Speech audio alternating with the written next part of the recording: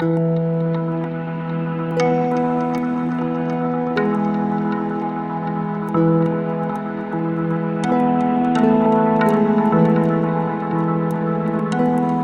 there, this is Mike, and you're listening to Feeling Twisty. I'm really glad you're here. I'm going to start with a quote from what I believe is a truly wonderful lecture of Neville Goddard's. It's commonly known as The Coin of Heaven. If you have the book Immortal Man, it's titled Mental Tracks.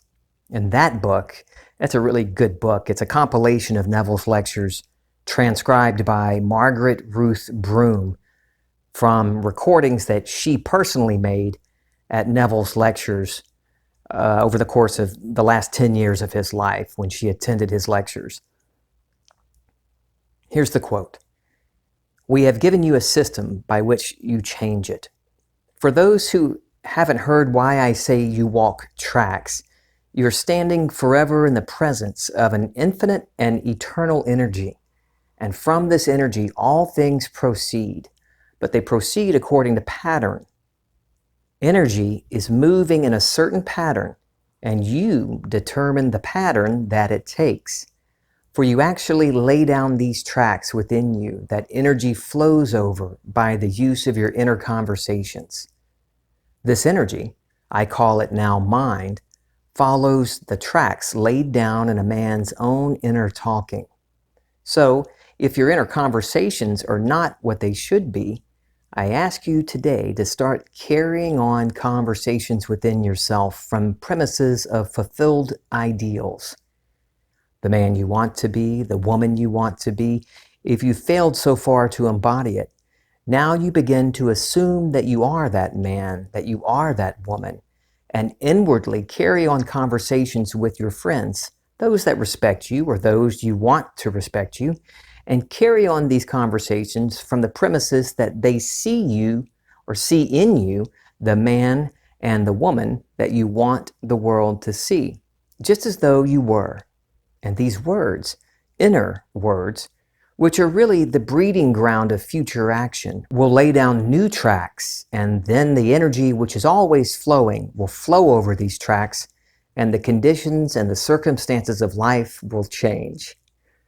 If you do not lay new tracks, I will prophesy for you. You will find yourself repeating it, but you will not know you've done it before." There's a lot in that quote. A lot, in fact, in the whole lecture. I know I'll be using this lecture for at least one more episode. If you haven't read it, check it out. You can find it, the PDF transcription online, but it's also in various collections, various books of Neville's lectures, like the Margaret Ruth Broom book I mentioned a moment ago. Today I'm talking about this infinite and eternal energy that, well, it just is. It never shuts off. It can't be shut off. This is you. This is your true nature, who each one of us is. Neville says that consciousness is the only reality. And he says that we're never not assuming. We're always assuming something. And we're always experiencing whatever it is we're conscious of being. So if that's true, then I want to make sure I start noticing who and what I'm conscious of being, or what I'm imagining, and realizing through experience that I'm not really what I'm conscious of being, or who I'm conscious of being, or what I'm imagining.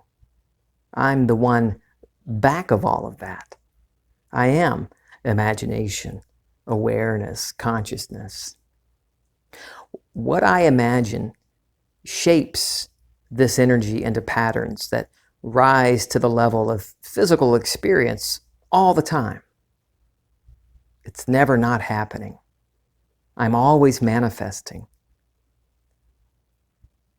I used to think of manifesting as something I did when I wanted to change something. And that was usually around money, health, or relationships. And that's perfectly all right. We all start exploring this because we're not happy with something going on. We feel that pressure, that little squeeze within us, like there's something more. I want to do something more, be something more, have something more. There's got to be something more to all of this, right? We have that urge to expand our borders, to go beyond what we are already experiencing. And we start to explore that. And most of us look outside of ourselves. Well, we all do at some point. We all go through that state. When I first started diving into Neville, after I was healed, I didn't understand the oneness, the non-stopness of who I really am. I didn't understand that I am always imagining. I am always changing the pattern of this energy, to use the terms that he uses in this lecture, that it's never stopped. It never stops. It's always happening. And I'm always experiencing the product of my imagination. I didn't get it, not at the beginning. And there's some good news in what I just told you. This was after I was healed. I had permanent brain damage, is what I was told. And I was stuck in a wheelchair and sometimes could get around with crutches. And it was progressively getting worse, this movement disorder, because of the brain damage, because of the lesions in the brain. And I had just started getting into Neville, just a few weeks. You don't have to be a master manifester to make changes in your life. After a few weeks of reading Neville and listening to his lectures, I assumed I was healed. At the time, I didn't understand states, and I certainly didn't realize who I really am. So I did what Neville said, what he says over and over. Start practicing this art of imagining and do it daily. Now, I've had a few people question my use of the word practice. I didn't like the word practice at first either. I didn't like hearing Neville say that. Just give me what I want. Can I just skip all this? I thought, like someone who recently emailed me, that to say I need to practice implies I'm not good at manifesting right now. And I agree with that. There was a time where when I thought of practice, I didn't want to practice. I didn't want to do anything except get the big things I want. I needed more money. I wanted this or that. Lots of things, all big things. I had so many big things, just too little time in between to practice this art of imagining. I don't have time for that. Let me just get good at it now. I would have 12 sessions a day, imagining my wishes fulfilled, but then I'd go about my life acting and reacting like I always did, with no change in my reactions and no change in my experiences. Then I read The Coin of Heaven. The way Neville described it, you are standing forever in the presence of an infinite and eternal energy. And from this energy, all things proceed, but they proceed according to pattern. And this pattern the energy takes is determined by what I'm imagining all the time. So I decided to start practicing this art of imagining, as Neville called it. Neville says I'm always manifesting. I'm always expressing my state of consciousness. So I committed to make it a daily practice to start learning how to move in imagination, daily imagining all sorts of things just for the fun of it. At this point, practicing didn't mean something difficult or a chore or something that implied I wasn't good enough. It all depends on the state I'm in. As long as I was in a state where I believed this was difficult and believed I had a lot of work to do, then the word practice had a lot of negative feelings associated with it. Oh, this is going to take forever. It's when I shifted states that the word practice changed in meaning for me. It's a relationship. That's how I look at it. Not with another person outside of me. My true self, my true being. But I like to look at it as a relationship. And I've mentioned this in a lot of episodes. I asked this question in episode 148, I think. How can you get to know your true self if you aren't willing to explore, to build rapport with yourself? Like in a relationship, you meet someone and, hi, my name's Mike. And then you get to know them, you build a rapport with them, and you start to experience things with them. You know them more deeply, more intimately. And how am I going to get to know this true nature if I'm not willing to daily explore it? So instead of practice, maybe I could say explore. It doesn't matter what I call it. How can I get to know my true self, my true power, if I'm unwilling to fall in love with myself and daily turn to it? To daily practice or play or intend to make it a daily habit to move in imagination. However you want to say it. Neville shared how his teacher, Abdullah, taught him to move in imagination. He talks about this in a number of his lectures, but this quote is from Secret of Praying. That's the title of it in Margaret Ruth Broom's book.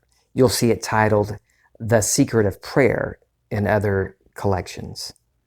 When I was with my old friend Abdullah, I would have an exercise, and daily I would sit in New York City, where we lived in this apartment for 14 years. In the living room, you could not see the hallway towards the telephone. I'm seated in my easy chair in the living room. I would assume that I was seated at the chair at the telephone. And so assume it that I would actually, in my mind's eye, I couldn't see the living room and that I couldn't see myself seated there. I could see it in my mind's eye only. I had to think, well, now he's in the chair. So I made myself sit here at the telephone, and I wouldn't let myself see the chair. Then I would feel myself back into the chair, then go back to the telephone, go back to the chair, and try this feeling of changing in motion. May I tell you, it's very, very helpful. You get loose, as it were. And the day will come that you will think of something, and then all of a sudden, the very act of imagining will detach you from this dark garment, and you will be exactly where you are imagining. So much so, you will be seen by one who is there. You will actually be seen. I've had that experience where I would imagine myself elsewhere, and someone present at the time saw me. Then they were startled not to see me there physically, because they saw me as something physical. In the lecture Esau and Jacob, he describes other ways he learned to move. There came this separation on different levels to show how you can pray. You can be anything in this world. I would take a piece of wood or a flower or an animal and try to feel myself as it. And I finally could feel what it would be like to be a glass of water. For everything emanates from divine imagining. And I am it. So then I am everything. There is nothing but divine imagining, and it and human imagination are one. So I started doing what he described with more diligence. Back before I was healed, I had played with it. I was stuck in bed after falling backward out of my wheelchair. So I did what Neville did. From my bed, I'd imagine myself in different places in my house. I'd put myself in an armchair in the living room, and I would feel the upholstery under my arm and pick up the television remote on the end table and feel it, the weight of it in my hands, and run my thumb over the rubber-covered buttons on the remote. All of this in imagination. Initially, it was very weird and kind of tricky. I'd imagine myself in the chair and then try to think of where my body was in relation to me now from the chair. And as soon as I would think of the bed and my body, I was back in the body, back on the bed. But I kept at it and kept practicing this. Not very much in the beginning. I dabbled in it. It would be weeks later before I would really start diving into this and making it a point to practice daily. The more I did it, the more comfortable I got in doing it. We're always moving in imagination. We're always experiencing the product of our imagining. We're always manifesting. This never stops. While reading The Coin of Heaven, I remembered an experience I had one night. I found myself, I don't know, the best way for me to, or the only way I can come up with to describe this is to call it a geometric universe. Everywhere I looked was this one undulating pattern. Everything was this pattern. I couldn't see anything else but this pattern expressed over and over everywhere I looked. And the whole thing moved. It pulsed. I could feel it like a heartbeat, this rhythm within me and all around me. It was beautiful, absolutely beautiful. I was so struck with the awe of it, the beauty of it. I snapped out of it and found myself back in my chair in my house. I wanted to go back, so I closed my eyes, and after a few moments, I found myself there again. And I decided I wanted to move, I wanted to explore it, and I did.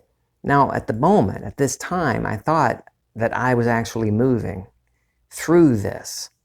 It was several weeks later, after another experience, that I realized that this pulsing geometry of everything wasn't me moving through it. It was changing based on changes within me. There was this feeling, this experience of I'm moving through it, that it's all moving past me. But the movement was within, and the geometric patterns changed, as did the frequency of the waves. This undulating movement changed in frequency as I changed.